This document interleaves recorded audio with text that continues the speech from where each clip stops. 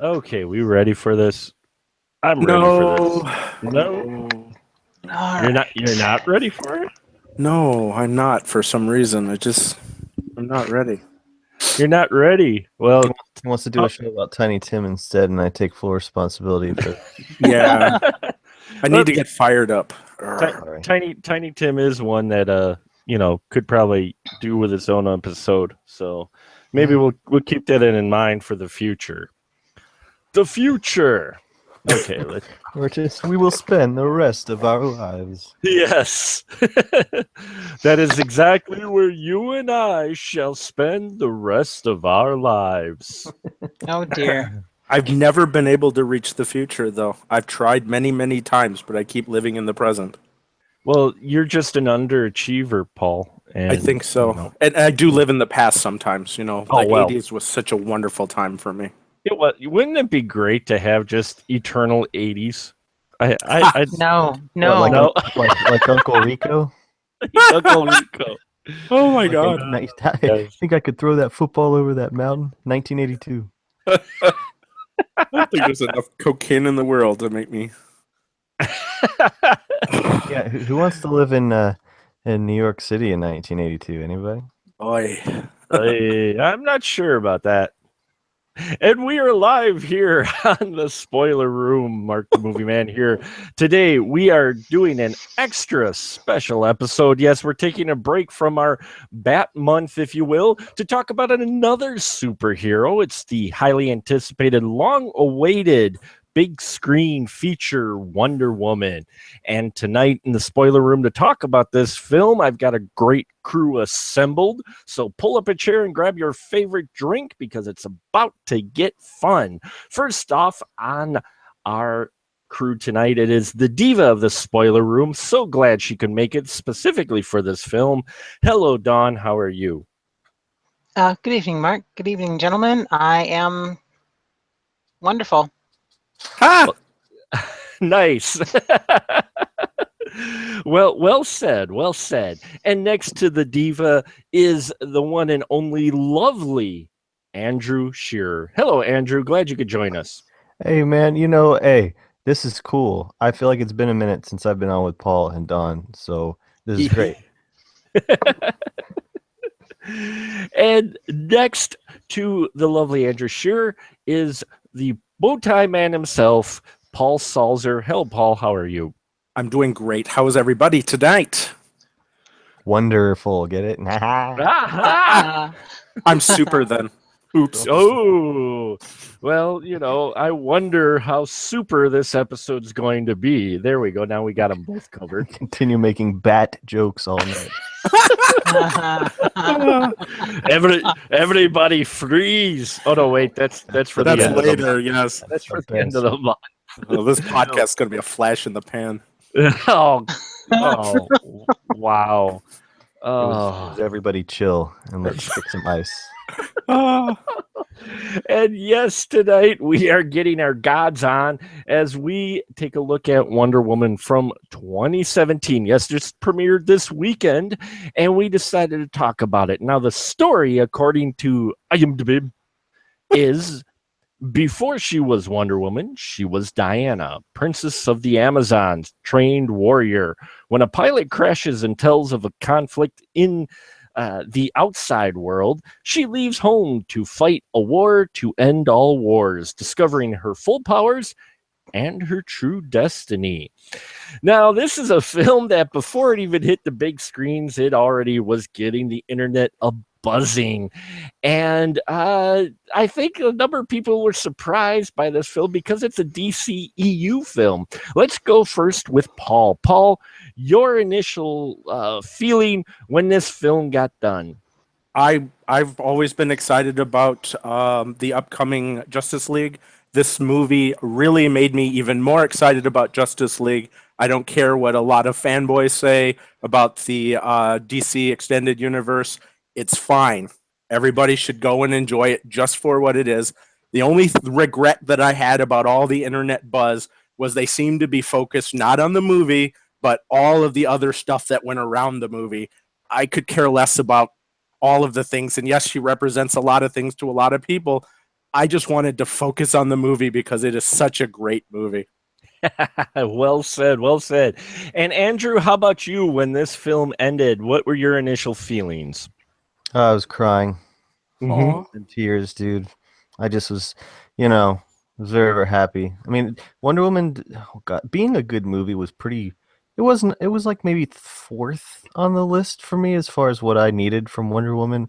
I needed it to exist and I needed it to be successful. So that's like what, number one, number two. Being directed by a woman is three. So yeah, I think it being great is probably fourth on the list for me. But it was. I felt it to be great. There was nothing, as far as anything bad. Like no, nothing. You know what I mean? Like how could I? What kind of asshole would I be to pick this movie apart? You know what I mean? Come on, let's wait for maybe part two. Let's wait till maybe we live in a world where these movies are normal. Then maybe we could. You know what I'm saying? But right now, I'm just still overwhelmed that it even happened. It was just such a, such a thing to see it finally. Well, hopefully no one thinks of me the asshole tonight as we maybe pick some small parts apart of this film. But Ed, Dawn, how about you? We went to go see it, and what were your words when the initial feelings when we finished this film? Oh God, I don't remember. Aside from a few small flaws, I thought this was the movie that we deserved. Why did they have to wait, 12 years since the last female-centric movie, superhero movie? Why did they have to screw up every other one? Why could they have not given us this movie years ago? I have an answer for that. Everything that Catwoman was not, this movie is, and more. Yes. Andrew, what was your answer to that? The answer is that they have to now let women make these movies. They have to. They have to. It's just too much pressure. Dudes be making them if they, if they weren't thrown through the shitter, the meat grinder. You know what I'm saying? They have to. It's just like when you saw the black Amazons and stuff. They put those in there because now they know they got to. Didn't have to. They have to now. 6-7 years ago, they would have all been white. You know what I mean? So we don't live in a world where you can get away with that bullshit anymore. They are been dragged kicking and screaming into the 21st century. Now some dude bros out there, many dude bros out there, would say that's a bad thing, that SJW, that they feel like they have to put these characters in. I didn't feel that with this casting. I felt like it was natural casting, and it was great to see. But I guess if studios feel forced, the big question out there is that a good thing, or some people out there would consider it a bad thing? Paul, what are your thoughts on that? It's sad to be in a situation where you would be forced to feel like they're putting it in, it's sad that a studio even considers whether or not we should put somebody, a particular person in. It should always be, what is the best thing for the story? What is the best thing for the characters? Who are the best people that they can get involved so that they can make the best movie that they want to make? And that's how it should be. And I understand the finances and all of the stuff that's related to movie making. That it always contradicts that. But I don't know. That's a really tough question for me. Again, it's one of those questions that I feel really bad for having to think of that. I just don't want to think about it. I want a world where I don't have to think about that anymore. I just want to go to a movie and say, I love this character. Wonder Woman is one of my favorite characters. She's right underneath Miss Marvel and Captain Marvel now. Right. I don't want to have to think about it in those terms anymore. It's like, oh, they got a minority person there. They did a fancy reversal thing, where the guy has to be the damsel in distress. I didn't want to have to think about that. Right. Well, and that's what I've seen some of the complaints about, and I want to get Dawn's thoughts about that. No, complaints about how in this film Chris Pine's character, who I really dug, some people had complaints about how it was still about him, which I'm not sure what movie they watched, but Okay. I can't complain. But Dawn, how about you? Would you? No one likes forced anything, but there are many claims out there that these studios feel like they have to. Do you think it's not so much that they have to, but they're actually coming to light that they can actually cast who should naturally be in that role versus, someone who they think will be a big draw? Or do you think that it's kind of a good thing that they're kind of forced in this corner where they have to kind of cast these folks? Like Paul said, I would love to live in a world that we don't have to think about these things. I think that studios are getting a little bit.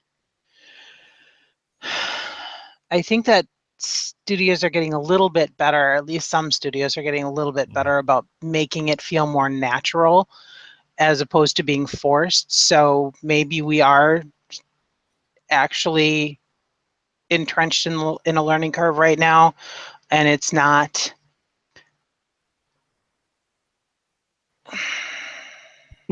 We're not necessarily, okay, I'm really struggling with how to word this. It's okay. Maybe we're just finally, Enlightening? I don't want to say that either. Getting enlightened, or No, not so much that.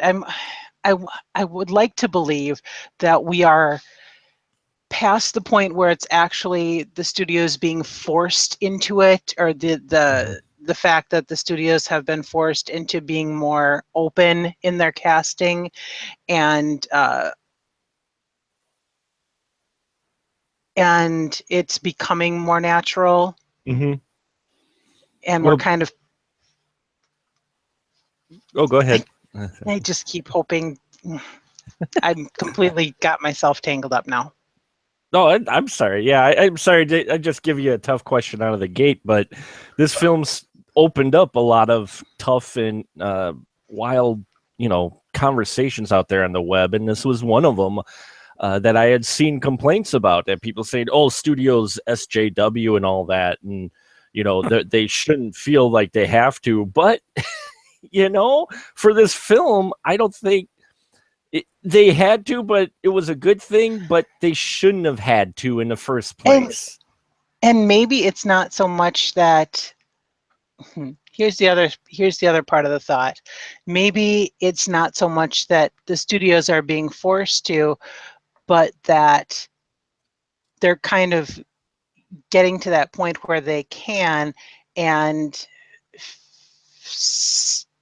people are just finding new and creative ways to bitch. There's always going to be ways to bitch. There's always going to be things to bitch about, but if they can't bitch about something legitimate, they're going to find something to bitch about. This very true. Andrew, how about you? I mean, you mentioned it, that the studio's kind of being forced into it. It is kind of bad that they have to even question their decisions, isn't it? Well, no, man. I mean, it's wonderful. I mean, if Wonder Woman was Wonder Man, they would have made a movie of it decades ago, dude. Mm-hmm. And so, the fact that they know Twitter will have their ass if they cast a white lady as Wonder Woman, or if there's no black people in the movie. Mm-hmm. I mean, it's they need to make a movie for everybody. Do you just want middle-aged white dudes' money? Is that the only people that have money?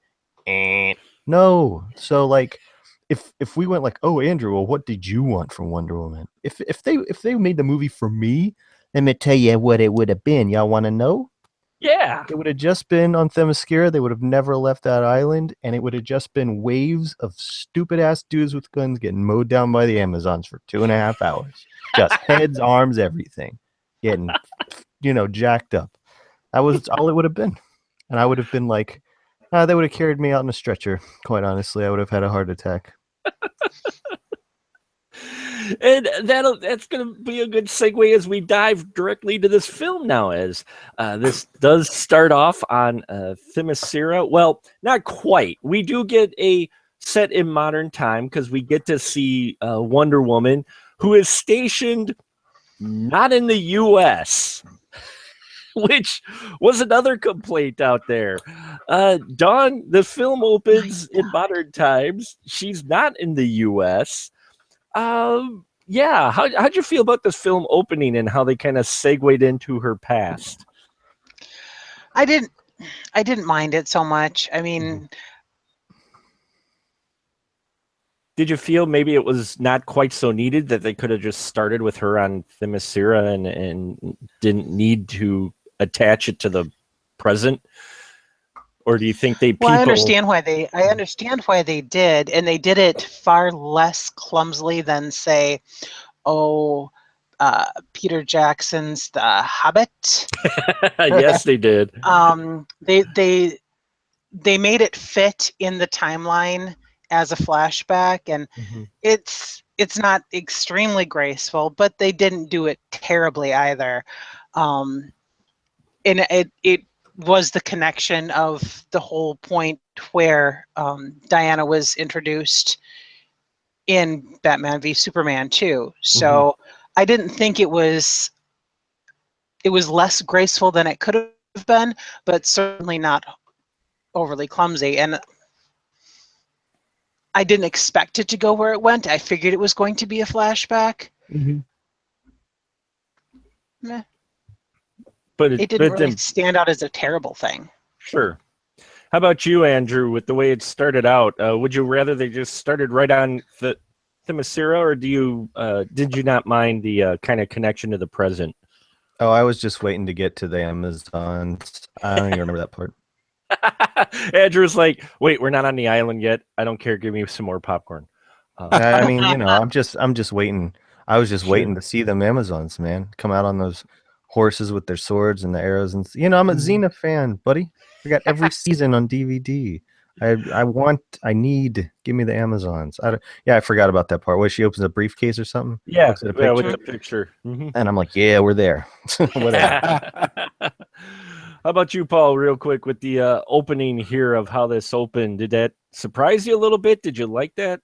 I preferred that intro to anything that they might have come up with, because it said right off the bat, okay, this is part of our extended universe, and then from that point on, they didn't have to ever go back to it, except for when they brought it back for the end to do the bookend thing. I love that. That's all I cared about. I didn't want them to constantly remind me throughout the movie that this is part of an extended universe. I didn't have to. Loved it. And I liked it because it gave it a little bit of a different feel. We don't open up with like an action piece or something. We open up with this flashback of her having this deep memory and remembering this whole thing, taking us to Themyscira with the part that, yes, Andrew was waiting for, the Amazons. How about our little young Diana, who we see it here? What'd you think about the casting of her and how well this young little actress did for the first part of this film? Talking to me? Yeah. I could barely see her because I was crying. Everything she said, everything that happened, her little, her watching them fighting, I was like, you're killing me. I have a 4-year-old girl, dude. I mean, come on. I mean, I can't do that. I can't. I'm just a mess. I sobbed through the whole thing. But that, in a good sob, though, right? Yeah. I mean, name me the last movie where you saw that. You know what I'm saying? It just, I'm like, I lived to see this. I'm not over that. Sorry. Well, I like the little girl too, because she did get the same expressions on her face, pretty much that Gal Gadot did in when we see her later on. I dug the little girl, who was Lily Aspel is her name. Don, what'd you think of the little girl? Did you think they casted her well to match with our older Wonder Woman? Don? Yeah, I thought she was a feisty little thing. Full of energy, full of spunk. She did a really good job. Yeah, I didn't expect them to go back that far in the in her flashback there. Paul, how about you with the very young Diana? Was this kind of a little bit farther back than you might have expected, or? No, I was actually expecting from one of the creation stories. So I was really happy though that they started with her because she really did set the tone and character for Diana moving forward. She had a really hard, tough job in this movie. She did a wonderful job. Oh my God. Loved her. Loved her. Yeah, and apparently this is her first film. Hmm. So I thought she did well, especially for a film of this size. And surrounding young Diana is a great group. We've got, of course, her mother. I'm going to murder these names. Hippolyta. Thank you. And the warrior, the main warrior who trains all the other Amazons, the best Amazon, played by someone you probably wouldn't have expected, Robin Wright. Paul, what'd you feel about Robin Wright? Wonderful casting there again too. Very strong, and so you got the mother who is one type of aspect of Diana, and then you have her aunt played by Robin Wright. It was a great way to really give us why Wonder Woman is the woman that she is. It's because of these two basic figures in her life, and I just loved it. It was great storytelling, and I can't fault it any way at this point. Yeah, it just surprised me because I didn't even recognize her at first. Yeah. Andrew, how about you with it? Robin Wright, did you recognize her at first? Yeah, I mean, I knew everything. I have the magazine. I have, I read it. I've been, you know what I'm saying? I Sure. did like I did with Ghostbusters. I was eating up every little bit. Mhm. So she was, clearly a lesbian, which I was very happy about. You know, I'm not even kidding because when she dies, Yeah. the woman screams and runs over to her that she's seen with throughout the intro to the film. So I thought it was great that they did that. But she was a beast. She was awesome. She's just tearing it up. I'm like, would I see a movie just about Antiope? Yes, I would love to. Yeah. She's fantastic. Don, I think Don had the same thoughts. Did you about Robin Wright? Oh yeah, absolutely. I knew nothing. I go on media blackout before these films because I want to know as little as possible going in. So I was thrilled and excited when I saw Robin Wright in this part. I thought she was absolutely stunning. I loved that. I loved the two different aspects and the two approaches to what Diana needed in order to be trained and ready, and the balance of how she should be protected in the battle, for the coming challenges that they all knew she would have, and the subterfuge they used with her and on Yes. her. Yeah. Man, when she did the bracelet thing, when they're doing the training montage and she gets older Oh, and yeah. she does the that fight scene was awesome. The fight scenes on the Amazon island. Andrew, you said you were waiting for this. How'd you like how they choreographed these fight scenes, either in the training or even when they take on the Germans later on that hit the beach? Well, normally I don't care for the whole slow down, speed up thing and fight scenes and stuff. But in this particular instance, I was so emotional watching the movie that it was neat that they would let you see the emotions on these people's faces and give you that heightened kind of experience where it almost sort of pauses. You can get a good look at their faces and the heart of what's going on. You know what I mean? Just it gave us more than just because a slug it out, duke it out kind of fight would be cool, but it would not have the same impact that did when they were doing all of that stuff. And so and it made it mean more. There's one part where one kneels down and puts her shield up, and the other one just hops on it and dives into the air, and I'm like, oh, it's women helping each other. You know what I mean? Like, again, I'm like, I can't do that. You know what I mean? It was, extremely happy with that. And of course, anytime Nazis are getting toasted, it's happening. Well, especially when they're getting toasted by, weapons that would be considered inferior, and they're still getting their asses handed to them. It was really, I was trust me, man. There's a lot of people. No, I'm not a advocate of violence, but I would like. There's places that I'd like to see them roll up into and clean some house. Let's just. So yeah, we get to the training montage.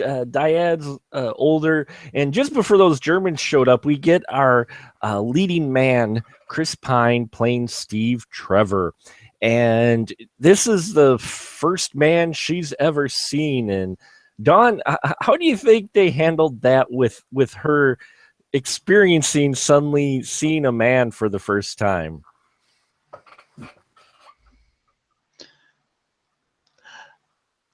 I found it entertaining. I thought it was very. She wasn't. I like that they didn't make her all fascinated and, oh my gosh, you're a man, you're awesome. She's like, huh, you're not at all any sort of big deal. Right. Yeah, you're actually kind of weak because, I had to drag you out of the ocean, and yeah, there was definitely an anticlimax in her reaction to her first man. Right. Yeah, and then there's Mark's favorite part.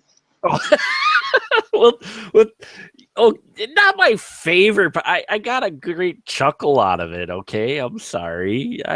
The part you're thinking of. It is my favorite part. The part with the watch. The part on the boat. Yes. Yes. When she tells him, the part on the boat. She tells him how unnecessary is. We roared with laughter. Oh God, yes. Uh-huh. Yeah. Yes. Chris, go ahead. You were just gonna say, Dawn? No, I'm good. Oh, okay. Paul, how about you with how when she first meets Steve Trevor? How'd you like how that was handled? Well, I thought it was handled very well. It was tasteful. It was done in a way that I felt was very believable and true to the character of Wonder Woman. So yeah, it was great. I loved the fact that this Steve Trevor felt like he came from World War I. He had the World War I type of sensibilities. He didn't have like the modern day man sensibilities, which I really enjoyed that. I thought that they spent a little bit of time thinking about every one of the characters. I love the fact that everyone said, oh yeah, the story was focused on him. I don't think so, but at least they did make him somewhat heroic. They didn't make him like a cast-off character just because. So yeah, I thought that that they wrote this story fair for every character, which is it's really rare to have that in a superhero type of film, because you always have to focus on the hero and focus on the villain, and then almost everybody else that's supporting cast is usually forgotten about. And in this movie, every single one of those characters, I mean, they introduced a great deal of humor with his character, and he was the type of character that, just being a man, I wanted to be him in that movie. Obviously for other reasons too, but just because he had the personality that I admire in a person, and it was like, yeah, I could identify with that character, because as wonderful as Wonder Woman is, I probably couldn't be a Wonder Woman, so I could be the Steve Trevor in this film. So yeah, right. It was a character, I think, that would help possibly those in the audience to have males basically put it, bad. I don't want to sound bad, but just to have the male audience have a character to connect to as well, possibly, if they couldn't connect to Wonder Woman. But they should. I mean, she but has so many aspects. Yeah. And that's what I'm saying. It sounds bad, but I mean, it was a character, but that they had in there that, and he was great. I love the chemistry between him and Gal Gadot, and Gal, her portrayal of Wonder Woman, Paul, throughout this whole film, I just loved every minute of. How about you? I agree with you. When we were talking about her first appearance on screen, I mentioned how I loved her accent. I loved how exotic they made her, because that to me is like, yeah, this is someone from the Greek mythology, all of that stuff, and she embodied what it was to be Wonder Woman, and I thought she did a wonderful job. It was amazing. She did a really good job, and I can't say enough good things about her. I think because she nailed it. She nailed it with her humor, her when she had to have empathy, she showed empathy so well. When she had to show strength, she showed strength. It was all there. She was the total image of what I thought Wonder Woman was like. So For me, what was refreshing about her portrayal too, and this is part in the writing, is the fact they did a great balance, and I could be wrong, and I want to ask Dawn's question on this for the perspective, because I'm a guy.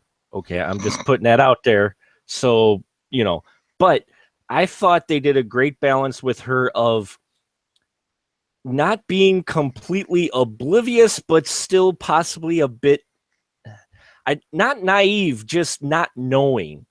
How some characters in a situation like this, the female characters are written to be like totally like, oh, that's a man's, whatever. but we get that scene in the pool, and she's not like that. Dawn, am I off on that? I guess I'm maybe not putting it right, but what I'm trying to say is she's not experienced, but yet she's not oblivious. She definitely has a very nice. You're right. Gal Gadot does a really good job of expressing that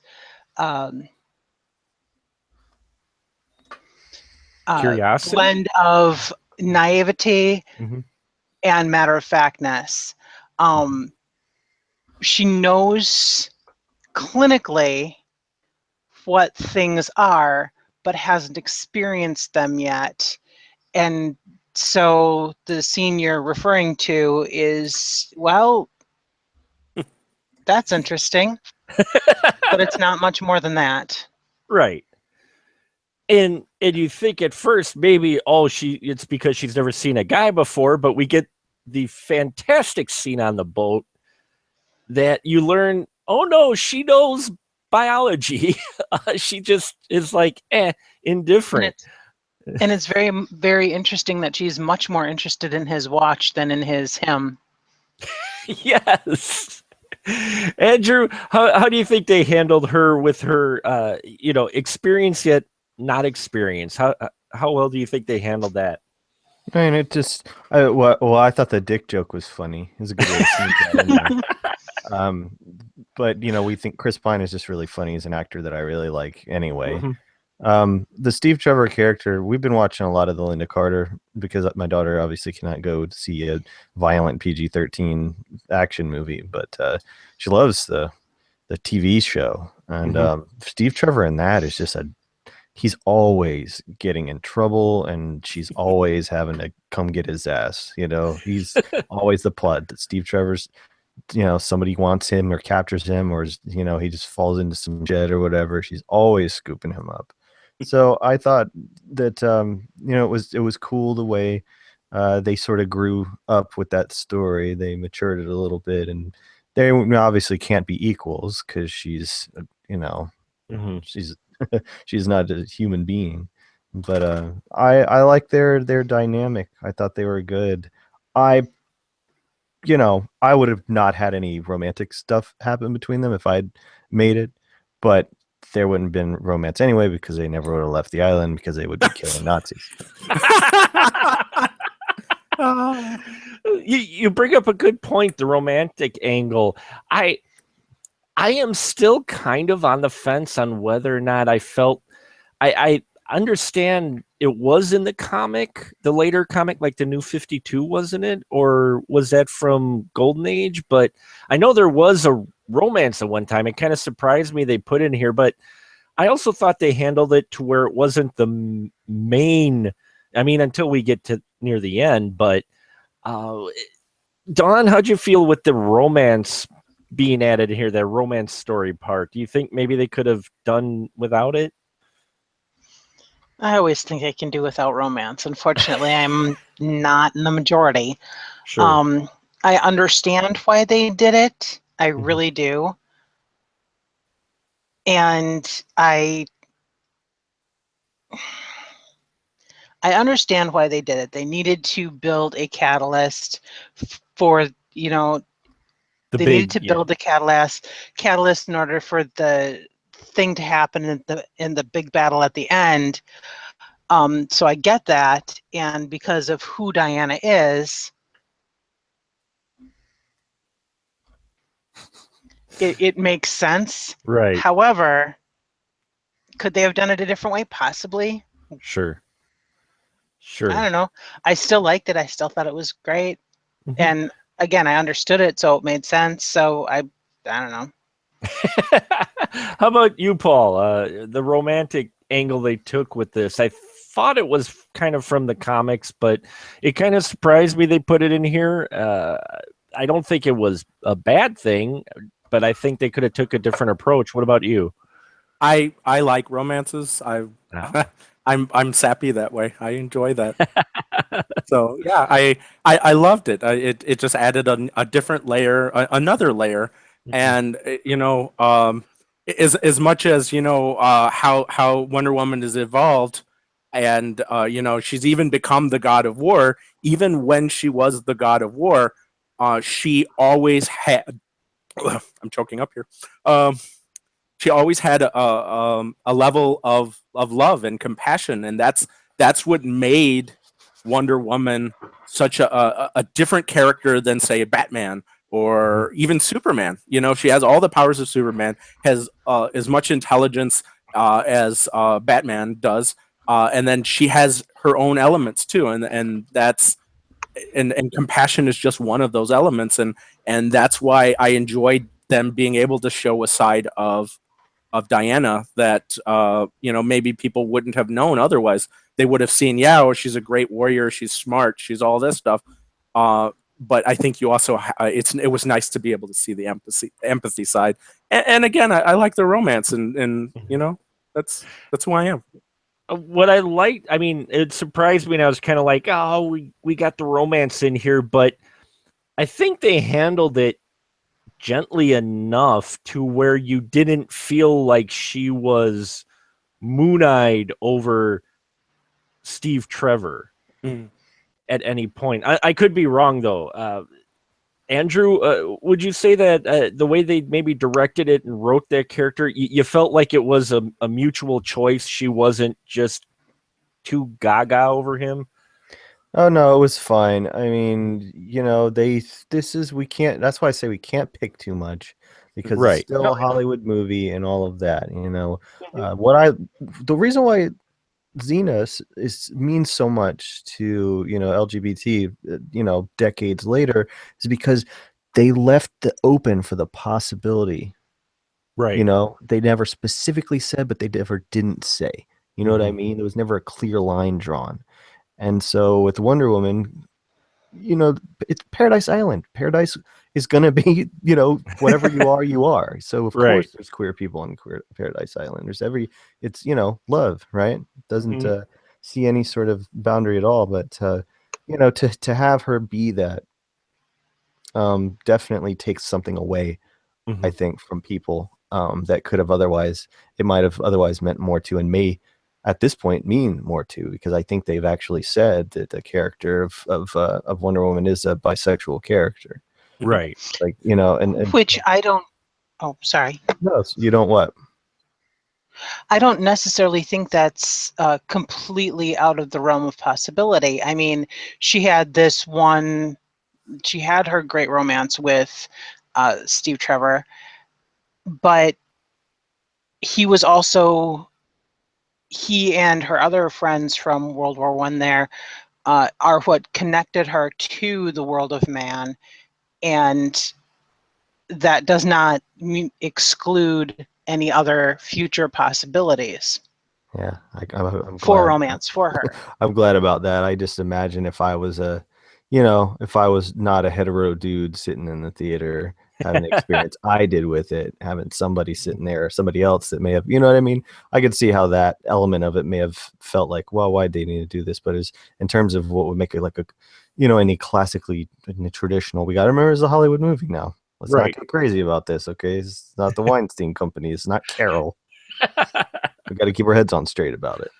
So They not a surprise. They handled it well. Yeah, I thought they did too, and it kind of made sense. It was one of those things when I saw the romance part, I'm like, but then I'm like, well, her character is growing with understanding through the world because she had been kind of sheltered. So it kind of, because of biology and nature and such, she may have, wanted to explore some feelings she suddenly maybe was feeling she hadn't felt before or expected. I'll say this, man. When they shot her with him, she always looked bigger than him. Mm-hmm. She always looked superior with him superior to him on camera. Even in those scenes, she was as big or bigger than him. So that was cool. She did have a bigger screen presence. Would you agree, Dawn, on that? Am I just babbling and just not? Like I said, I have a different perspective. So, are you just babbling? Well, that's kind of beside the point. But yes, you're right. She did have a bigger screen presence. Mm-hmm. And did you think though that maybe that was just kind of a natural thing of her exploring some feelings that she hadn't maybe felt before, or with Steve Trevor? I think the whole point was about her exploring and learning how to connect and learning about the world of man. Right. And I thought Gal Gadot in every scene she's in, she still had the main presence. You could tell they maintained to keep her the superhero and the main focus, and I loved that. You're right. It's just how they shot her and the way the scenes were and blocked, I think, as well. They handled that well. And then we mentioned Steve Trevor does have a group of individuals around him. He's got his secretary, who I just got a kick out of. Dawn, how'd you feel about his secretary? I loved her. I loved her, and I remember when we saw the movie, I looked at her and I looked at you and I said, is that the same woman from Shaun of the Dead? Because that's just how my mind goes. But I thought she was fantastic. She brought a wonderful sense of levity and primness. And she really, her presence really drove home that Steve Trevor really needed a firm hand in his life. Well, not only that, I thought she was great because she was a great character to give you the perspective of the quote unquote, modern female, for that perspective, what women were going through at that time through her, rather than doing exposition or having some other dramatic effect just from her little comments. Andrew, how'd you feel about Trevor's secretary? She was hilarious, dude. It was a great, at first, some of the early comparisons were like, oh, this is kind of why it scores is for the same reasons that the first Captain America scored, because of how it was a man out of time, fish out of water kind of story or whatever.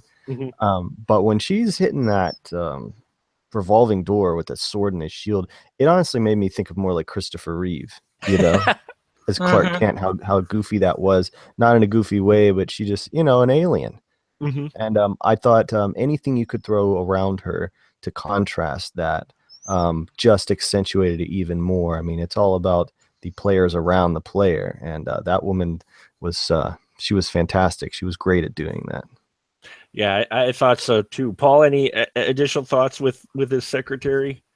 I think Etta Kendi was handled much better in the film than in the comic books. Oh, really? Is she not handled as well in the comic books? She's kind of almost like a kind of a joke, She's like, oh, she's got this over like this love of candy all the time, and you know, her dad's called hard candy, and her mom's called sugar candy, and it was almost like a joke in the comic books, and you know, she was That does just sound this. dumb. Yeah, it does. It was. It felt dumb, and but yeah, she did help out Wonder Woman a lot. But it just felt like that was that was a character of that time period. Mhm. In this movie, she felt like a an actual character, and like I said before, they treated every one of the characters with respect, and they handled them very well. And Etta was a very prime example of them taking a character that normally would have been kind of a laughable character and not treated seriously, and they took her seriously. In fact, she was one of my favorite characters in this film. She was one of my favorite characters too, and I'll agree. She felt like someone who was from that time. It was the way they wrote her, you know, some of the feelings she had, and her just being in the presence of Wonder Woman. You got that feeling like she suddenly she kind of felt a little freer just being seeing what Wonder Woman, you know, what kind of person she was. She's like, I could be that, you know. But she's someone who always thought she could, but didn't think it was actually, you know, be able to come to the surface. And yeah, I just love the Etta. I love the Etta character quite a bit. She wasn't just there for comedic value, though. She does have some of the funniest moments. The way she delivers her lines in here too. So yeah, so we get the transitions with these groups, and then yes, we have villains in here, but like most modern superhero villain films, the villains are, I would say, maybe not as deeply explored. um, Andrew, what'd you feel about the villains in this, Ludendorff and Dr. Poison? I love Dr. Poison, man. I mean, she's from the Pedro Almodovar movie, the Skin I Live In, the horror that he did about the. Yes. Yeah, Oh. she was the main character in that, the female character in that. And when I saw that she was going to be the villain, I'm like, oh, this is great, man. Because my biggest beef with most of the modern superhero movies, they seem like the villains are afterthought, or like a necessary evil, as dumb as that is to say. You know what I'm saying? Like they're always forgettable. It seemed more about the heroes, and I thought the villains were strong. I loved that they had a female villain too. That was pretty cool. You know, even though obviously things kind of evolve and they've got their what you call it, their twists and Right. stuff.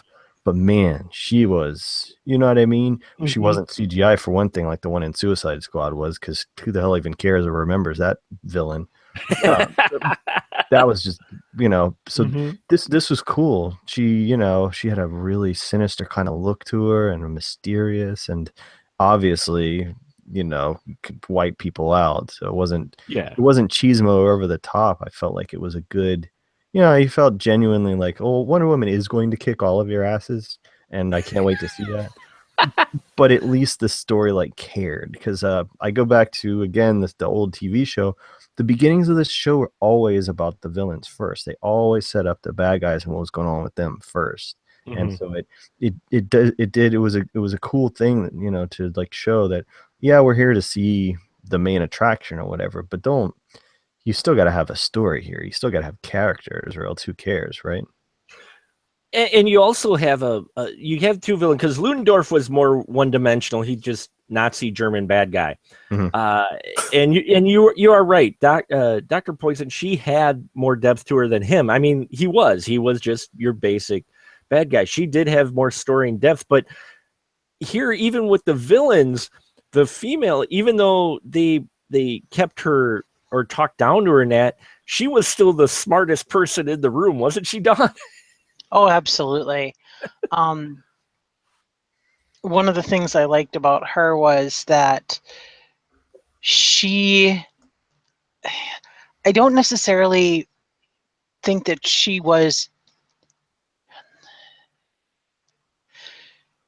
just wanted to do the science. She just wanted to create the things and to make, she just wanted to create the poisons and wanted to be better at her craft. And I don't know that she really, I think she was just completely indifferent as to the application of the poison.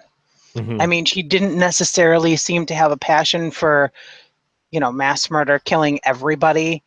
It all seemed to be, her interest was definitely more in, can she create a better destructive power just for the sake of being able to do it. Can she succeed? She's working on something and she wants it to be successful and excel over expectations. It doesn't really Mhm. matter what it is what you're saying, right? Is just the fact she just wants to create and be accomplished. Yes. Whether or not, At whatever least that's the impression I got from her. whatever the consequences were, she just was happy when things succeeded. Paul, would you agree with that? About her character, yes. Yes. Yeah. I wanted to see more of her, though. I really did. Mhm. I thought they, I thought they should have done more with her. Mhm. I could have done without the general. I didn't think he was necessary, but and have her as the well, actually couldn't have her as the primary because you've got something more even godlier Right. coming the way. But I think that I would have liked to have seen more of her character.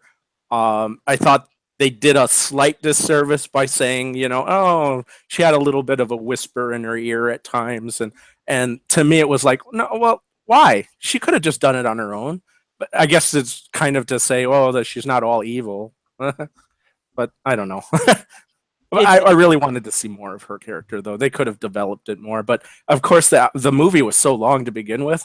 They could have done another 30 minutes with her, and I would have been happy. This film does go a little long, but I'm gonna say it's one of the first superhero films I saw where I'm like, yeah, I know I've been here for like 2 hours and 20 some minutes, but that's it.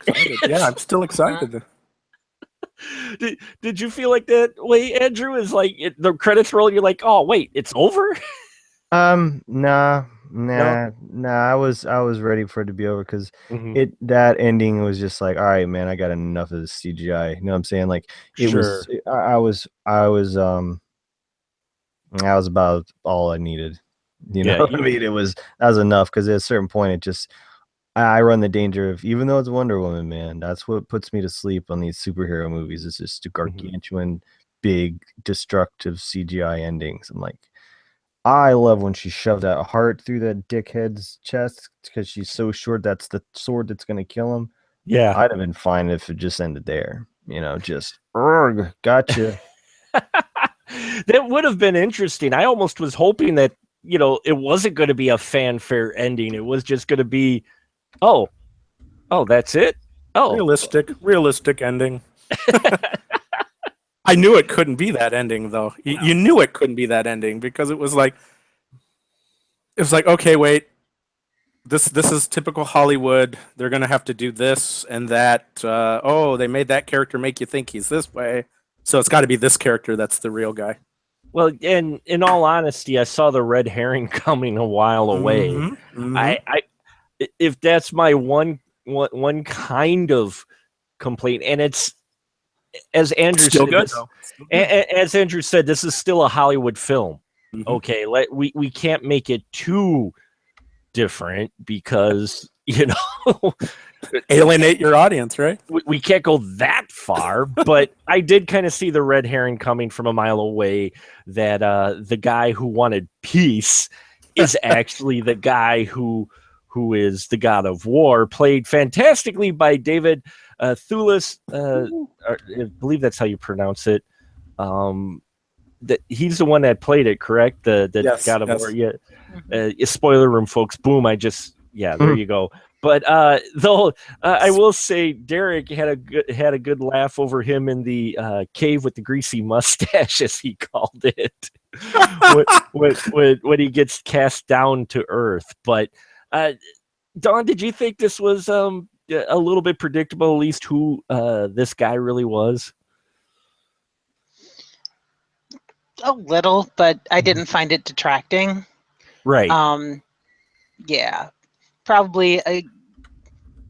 That scene with the cave was definitely not the film's finest moment, but as far as the rest of it goes, I didn't think it was handled that badly at all. You didn't mind the final showdown that they had at all? I kind of dug it, even though I there didn't was a lot of mind it. CGI. Yeah. Though, her motivation because Steve Trevor sacrifices himself, that's what kind of sparks her. I'm like, oh, okay. By that time, the thing is, I think this is one thing that people sometimes, I so loved and was connected to and wanted Wonder Woman to succeed. By that point in the film, I didn't mind that it fell on its tropes, I think. Paul, how about you? By that point you're kind of so attached to Diana? Did kind of the standard by numbers big boss ending bother you at all? No, not at all. Not at all. I agree with Andrew that it sometimes the big CGI ending was a little bit too much. And this movie had that too, but I was okay with the tropes because this to me still is a heroic superhero film. I'm glad they ended on a heroic note, and I was like, yes, yes, yes, and I was cheering inside for her. It was like, yeah, I want her to win. I want her to succeed, and this is it.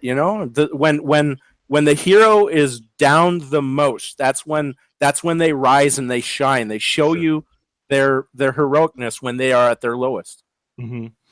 Yeah, I agree with that. And Andrew, you make lots of films and such, and so I wanted to get your perspective on that. Would you say that it's okay to have a character, if you're so attached to them, it's all right if you let maybe things that maybe fall a little cliche fall to the side because they wrote such a great character that you can kind of forgive some of that? Or do you have to be nitpicky and go, well, no, this is all just crap ending? It's shitty to be nitpicky, quite honestly, because it's like men do that, and all the man versus man, or this man or that man or this team of men, they do it all the time. So why, just because this is Wonder Woman, should we suddenly be like, oh, you know what I mean? Okay, that's shitty. No, she can have a big dumb stupid CGI ending if she wants to. Yeah, and you know what, And I'll say this too. I was thinking about going back real quick. I know we covered it, but to the romance angle, my wife is catching up on Phase 2 because she realized she hadn't watched a lot of Phase 2 Marvel films. And I know we're bringing Marvel, but where I'm going with this is Iron Man has a romance with Pepper Potts, and no one throws a fit. So I thought about that when I was watching it today. Go, well, I guess it's okay if they have a romantical element in her superhero film. If it was a guy, nobody would throw any type of a fit, I think. No, it's because, man, they're like, oh, we're letting a woman direct this movie. Oh, we're making a superhero movie about a woman. Well, you better prove that you're just the best thing ever, aren't you? Right. And it's not just Iron Man. It's Captain America with Agent Carter. It's Thor with Jane Foster. Jane Foster. Thank you.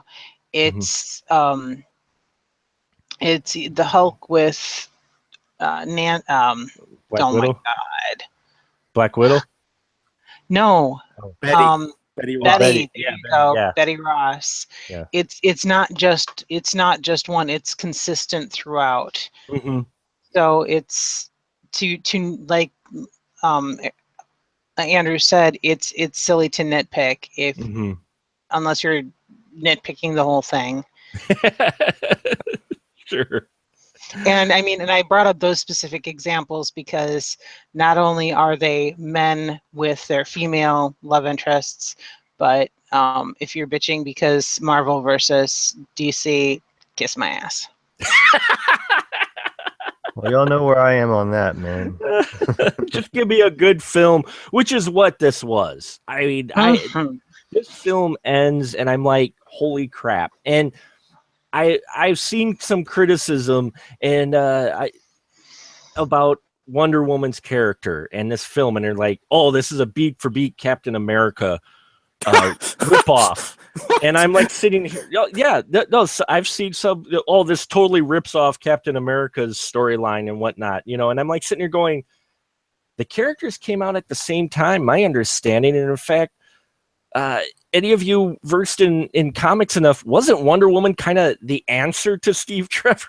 I mean, to a Captain America. I don't think so. I think actually the Marsden had developed for other reasons. He wanted to have a hero that showed compassion, and then unfortunately he had some other aspects of his life which sort of went into the Wonder Woman character when he created her, and then she evolved over time. At one point she didn't even have any powers at all. Which was kind of a weird for a hero, but they wanted to show that Wonder Woman could be a Wonder Woman without powers. Sure. And then over time, they keep changing her. She evolves with the time like every other hero. Mm-hmm. But I don't think she was created just to be a counter to Captain America. Okay. No, I wasn't for sure on it. Like I said, I just know they both characters were created about the same time. Yeah. So for me, I'm just like, this didn't feel, I mean, sure, okay, it takes place during war, but she's got a shield too. But Andrew, would you agree at all that this is rip off of Captain America? No, dudes just don't want women to have anything. Fuck them. I mean, I hate to boil it down to that all the time. No, I don't. I love to boil it down to that all the time. I was gonna say yes, you do. They just they don't want them. They don't want them. They're not going to give them an inch. Today, a story was going around about Dan Aykroyd apparently now blaming the the not huge mega end the world Avatar success of Ghostbusters on Paul Feig, and saying that he ignored all his suggestions and ideas, and that's why it failed, which it did not fail. It did not fail. But I was like, oh great, all the guys that are butthurt over all the success that keeps rolling in, the tasty dollars of Wonder Woman, they could, I'm sure they're just like jizzing all over themselves so they can at least like bust on another group of women again now that this story is out. You just can't. They don't want them to have anything. They just don't. Also, healthcare. Let them have a movie. Yeah, exactly. They're going to die like you want, so let them have this movie. Oh, Andrew, I love you, man. I mean that sincerely. And Don, how about you? With would you agree with that criticism of this is Captain America ripoff? No, definitely not. You can. There are some parallels, but you'd have to. There are some parallels, but they're pretty. They're far enough apart that it's you'd really have to be trying to find the lines. Would you guys say this? I mentioned this to Don after we watched it. I loved the film, but I'm like, holy crap, we have another superhero who is she's not unaware of the fails of man, but still very optimistic about man and the human spirit. Andrew, did you like that? The fact that this kind of ends on how she still has faith in humanity, even with all its flaws? Oh, we need that.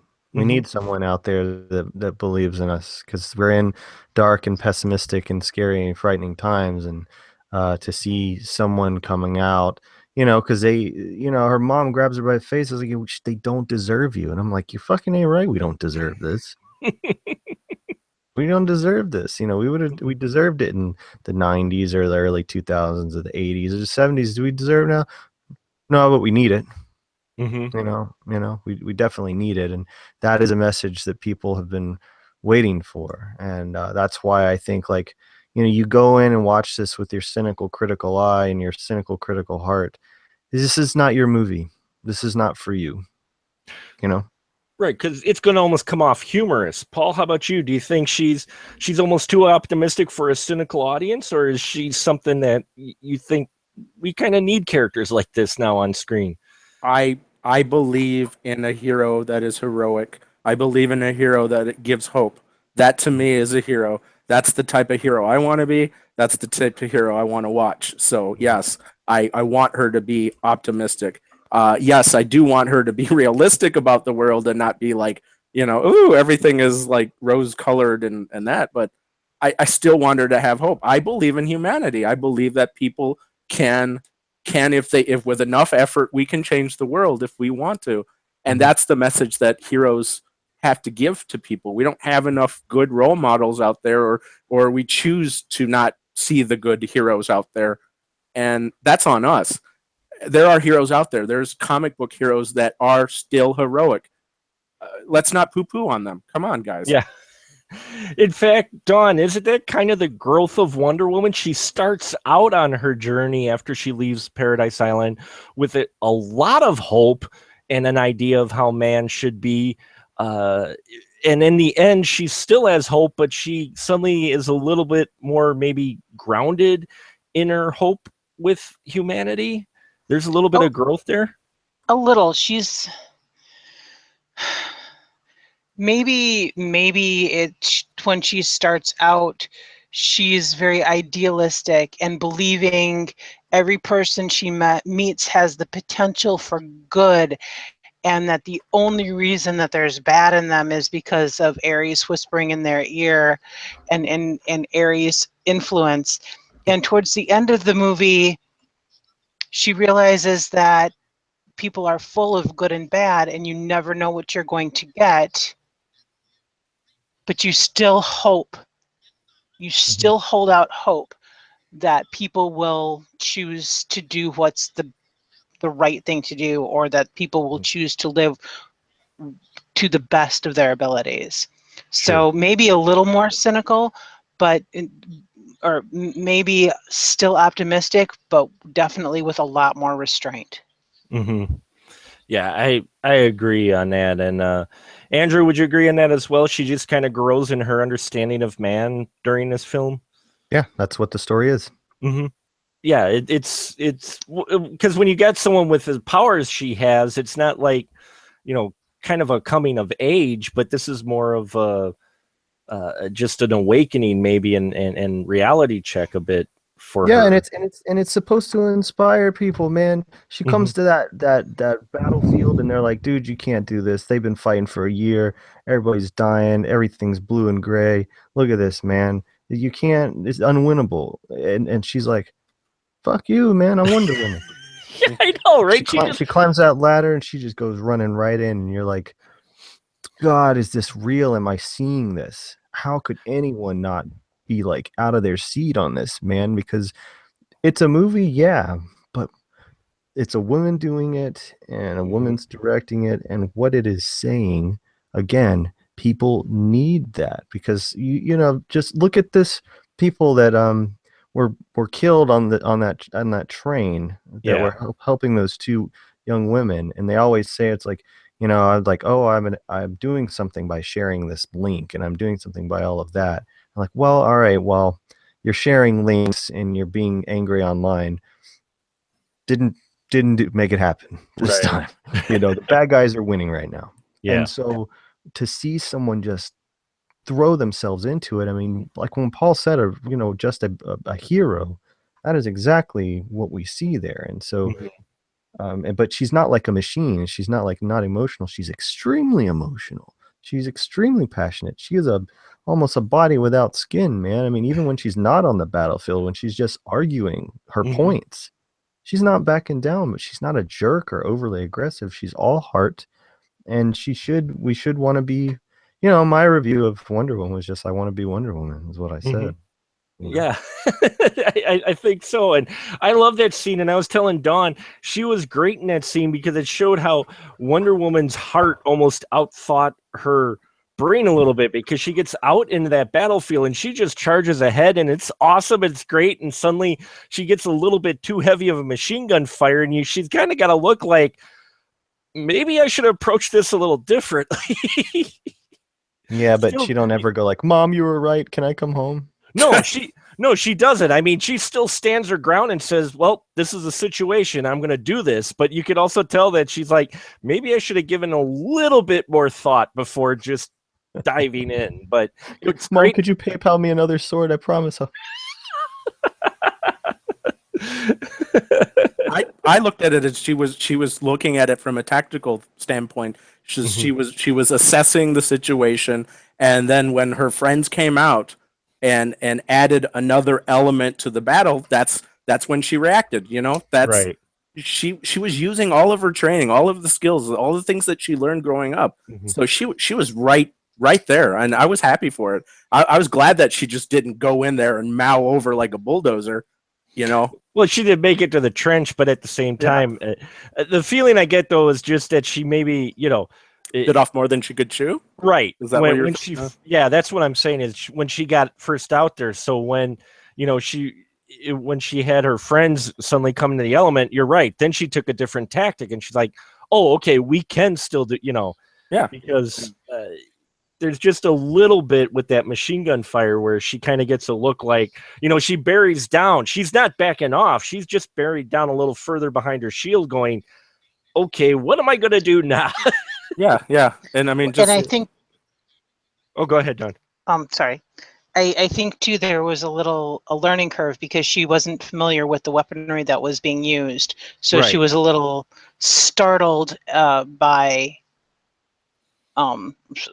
the heavier violence of the machine gun gun. fire and the bombs and such. Yeah, I I think mean, she's used to fighting with swords and fists and goddess power. yeah.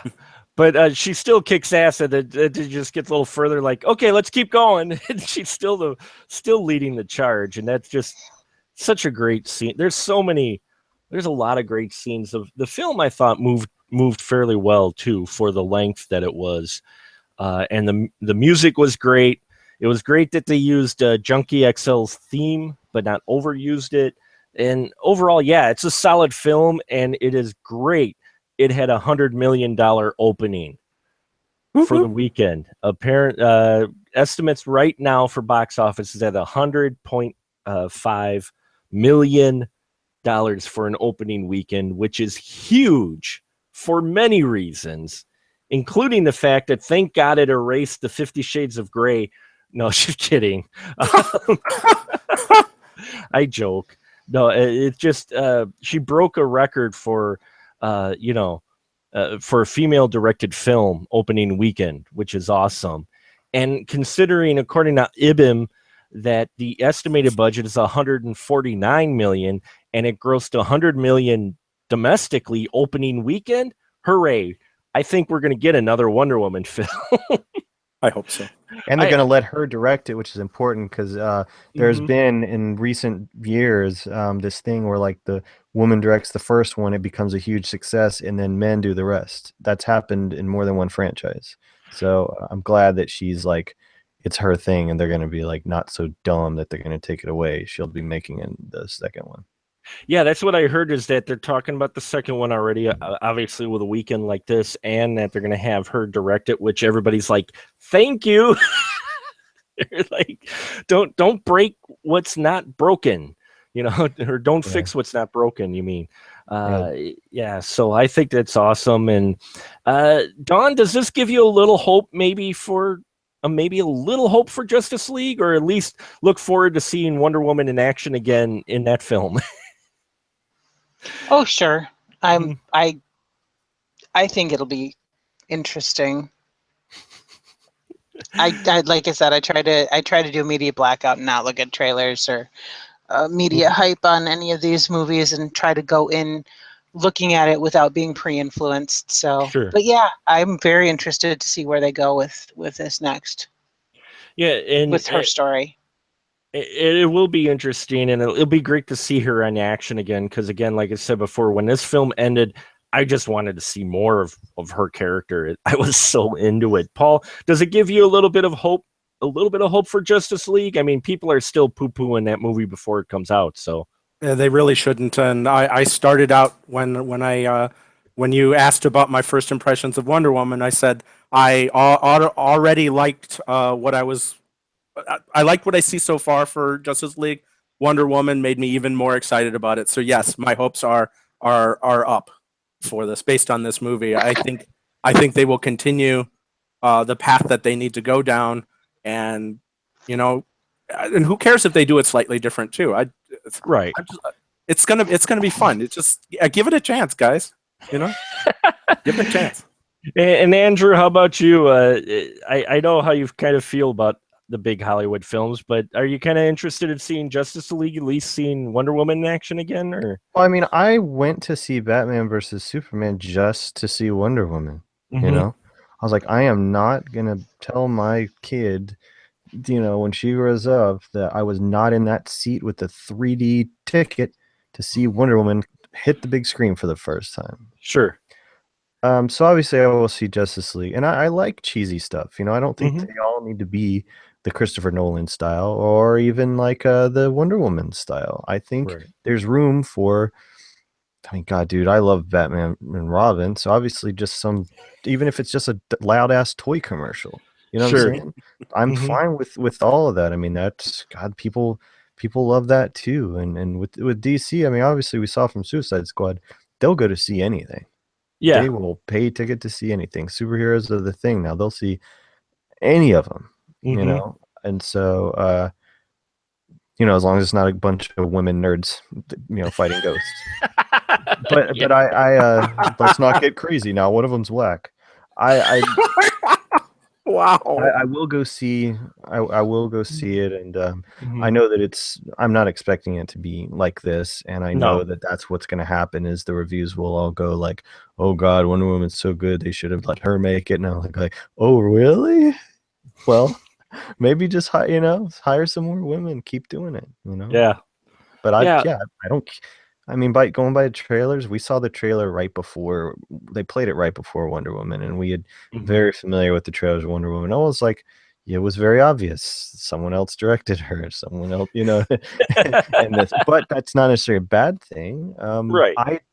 I'm exhausted by the whole cinematic universe thing. It makes me not want to see stuff because I'm like, I already saw it. I want to see different takes on this stuff. I don't mind the same actors being in it, but I don't want them all with the same color palette. I don't want them all with the same camera style effects. I want them, I want reasons just to keep going. Otherwise, I'll just watch TV. Well, and even same music. We don't have a huge amount of DC films, but my buddy and I were making the observation the other day about the Marvel films and how we liked the music in Wonder Woman because she had a theme that like stands out. I love that theme that Junkie XL. We got it in Batman v Superman, and you get it here, used sparingly, but at the right moments. She has this really strong standout theme. You can hear it. Great. Almost the majority of the music for the Marvel films is good. Don't get me wrong, but a lot of the themes and the music from one movie to the other sounds very similar. And it's me being. I think the idea was to homogenize those movies to where you can just. I mean, I've been to a marathon. I went to a 13-hour Marvel thing, and they want them all to bleed together. Right. And that's what we were talking about is we think it's going to make it so that when they get to these films like Avengers or Infinity Wars, you can mix in the different themes from the different characters, and it still sounds like it's all one together in a same universe. But for me personally, basically the opposite of what you get in comics. Yeah, right. So I think we're gonna wrap it up here tonight. We're gonna close it out here. I'm gonna ask my group here if there was a topic or a question that we haven't touched on that you maybe want to talk about. Andrew, did you have anything more to add or a question maybe for the group that you wanted us to discuss? Oh man. All right, I'll go light with it. You can go heavy or light. That's why I got you on here, Andrew. No, man, I'm not doing that. Okay. I guess I would like to say, like, what villain would you like to see Wonder Woman go up against in part 2? Ooh, that's a good one. It's obviously going to be in modern times. That's the way they did the series. The first one's, period, and then for the rest of the time, She's just in modern time or whatever. But the villains are important and they need to stay important. So I was just wondering who you guys think, not who would you think, because then we're gonna be like, oh, I read this. Who would you like to see her fight? And it doesn't even need to be a DC character. You could say, a certain president or something that's head you would like to see on a stick. Anybody. Don, Wow. Don is any villain or anything with your familiarity with Wonder Woman that you'd like to see? I'm not horribly familiar Mhm. with Wonder Woman, but I always loved the old Justice League Sure. cartoons on TV, and I always loved Giganta. Yeah. Oh yeah. Yeah, that would be really I think cool. that would be kind of awesome. That would be hitting two fetishes at once with Wonder Woman, because she's got the rope thing, and then you get like a giant. God. No wonder I saw groups of dudes going to this movie. Paul, how about you? Is there a particular villain you'd like to see in the next one? Sure. Dr. Minerva, who is better known as Cheetah. Oh yeah, that's who I was thinking. I think that'd be an interesting one. Although then you'd get people saying, "Oh, she's too close to Catwoman." No, she's not. No, she's not. I know. Yeah. I know he isn't. I know you know, but She's a cat. How about you, Andrew? Any particular villain? Yeah, I'd like her to take a giant comment box and kick the shit out of it.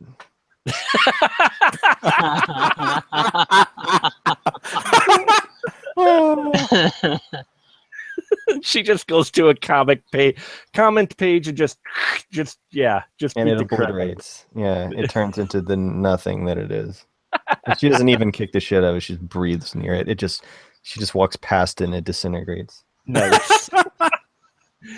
Dawn, do you have a topic or question that you'd like to present to the group? Not really. I think we touched on most things. Cool. And Paul, how about you? I think we kind of answered it, but it was the whole idea of why did it take so long. But maybe that, I guess, is do you think? I'm just gonna say no. I don't have any questions. I mean, I could say, who do you think? I think if they'd have made it earlier, we'd have gotten probably a Megan Fox Wonder Woman or something. Really?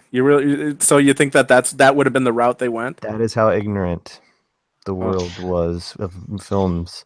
That's who they would want. I bet you they sat in a room going like, and you're sure it can't be a man?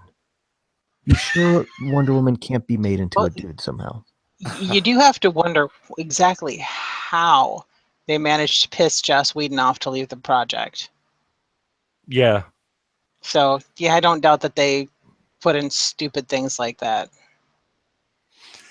Yeah, I wouldn't doubt it either, especially for when they were first talking about this way back that they were going to do it. There were some really some behind the clothes things that leaked out a little bit. You never got details, just wondering, oh, this guy left, now this guy left, and it gets people worried because it's the internet. Everybody has to know about the film, everything, before it even comes out. So when that type of stuff happens a lot more than I think people think, people coming and going all the time on a project. Just look at the Crow remake that has never been made. And just to go off real quick, with films like this, when Wonder Woman was being talked about initially, and Joss Whedon left the project, and that people were worried, oh, this is going horrible. I mean, the Crow remake that they were going, they've spent $20 million and haven't shot a single scene because they got people committed, they signed contracts, and then the studios, they can't get them to pull the trigger on anything.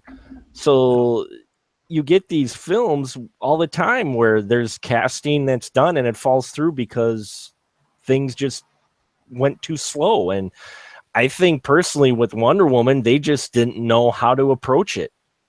I think they were scared too, because it's you don't want to screw up that one, No, They also probably thought it wouldn't make any money too. They probably thought, they don't go to see movies about women. Yeah. makes you wonder if now I know MCU has everything planned, but it makes you wonder if they're going to move up the Miss Marvel film. I don't think they can. But they can't because of the way they have everything planned out. You're absolutely right. But that suddenly they're probably thinking, we should have put, it's bad enough we got to wait like a whole year yet for Black Panther. Yeah. But it was their fault because Marvel had an opportunity to make a Black Widow, several times they had an opportunity, and they didn't feel like they were ready for it, or whatever it was, whatever excuse they can give. Well, with their abundance of female character toys out in stores, you can see how they might have this weird idea about how they would sell. Oh, that's something I don't think crosses people's minds unless maybe unless they have a daughter. Andrew, you're talking about this a lot. You had to mail order Gamora?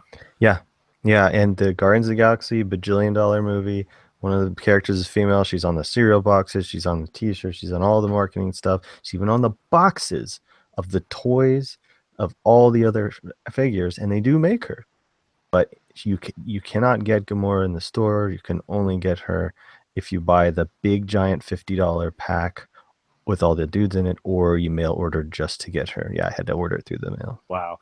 So with Wonder Woman, though, have you been to a toy lane lately? Do they have a lot more Wonder Woman merchandise out there? The Wonder Woman merchandise originally was not so front and center, kind of the way the marketing for the film was, but there's been like a bigger push, and now there's like stores are doing like Wonder Woman Day and things like that, and the merchandise has come out, and the Wonder Woman stuff is great. I mean, Mattel makes it. And so they've got like this great battle sword that has, and it looks just like the one in the movie, and it doesn't cost a lot of money. And you press the button, it's got 6 different clangs and whooshes. Oh, it's so great! And the dolls are great too, because you can get one of her just as her Themyscira gear, her Amazon gear, and she's just got a bow and arrow action. You could just shoot a person in the eye with it. Love it. Awesome. Well, that's good to hear, because my kids are a little older, so I'm not so much in the toy aisle anymore, but that's awesome they got stuff like that out there, and hopefully it starts a trend. I mean, it'd be nice when we finally get to a place where it's no longer seems to be, for lack of a better term, either a novelty or something different when we have a film like this. We won't. But it would be nice if we hit that angle, hit that point. But I don't think we're there at all yet, unfortunately. But it is great to see this succeed, and I hope it has just as strong a second weekend as it did the first weekend, because then as they say, money talks in Hollywood, and if this has another super second weekend, I'm hoping that, if for nothing else, it motivates them to rethink maybe their approach to female-led films. The Mummy's not going to touch Wonder Woman. She's going to rule for the whole rest of the month. You watch. You think people are just going to flock to the Mummy? No, I don't. I still want to watch it. No. Yeah, me and you both, Paul. I'm going, man. Mm-hmm. Mostly because of the lady villain. I was like, I would like to see you, throw Tom Cruise out of an airplane. That's going to be cool. Worth the price of admission alone. Yeah, totally. Well, you get to, if you've seen the new trailer, he gets thrown into a truck too. Yeah, no, I was going to say it looks way better than the Scorpion King. Yeah. So we'll wrap it up here tonight.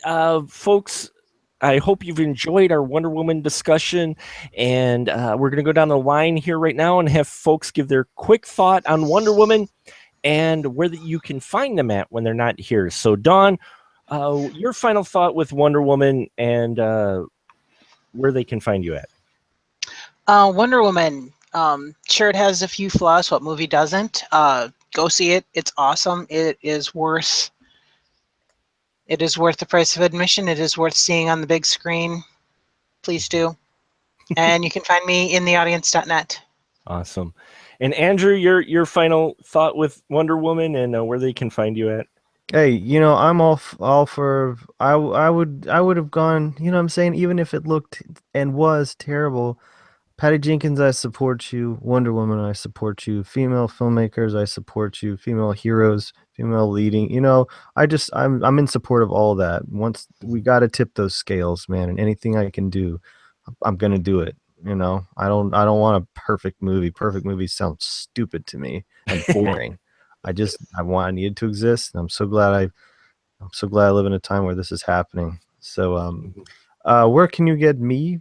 GONZORIFFIC, Gonzorific. You can find us on Instagram, Twitter, gonzorific.com, YouTube. We make low budget feminist punk horror dumb weird underground film in the city of Athens, Georgia.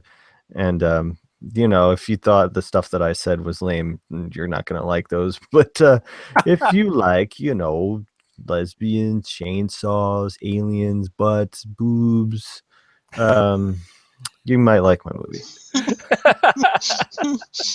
Who doesn't love all those things? Oh no, I don't know anybody like that.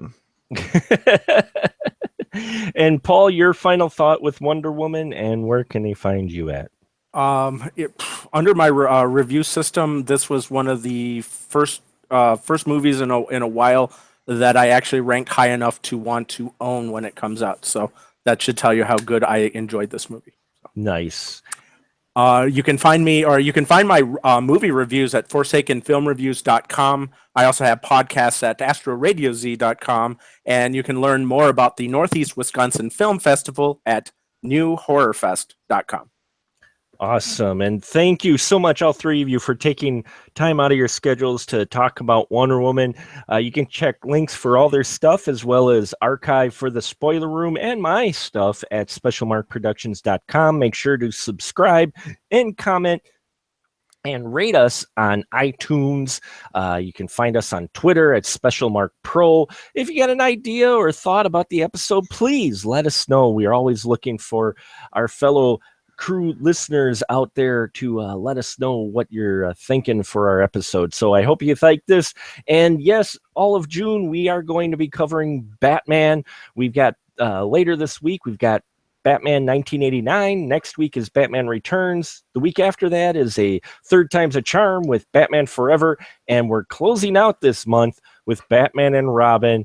And this will be interesting considering my initial thoughts with these films, especially Forever and Batman and Robin so many years ago. So we'll see if they've grown on me or if I still feel the same. So stay tuned, folks. The same bat time, same bat channel.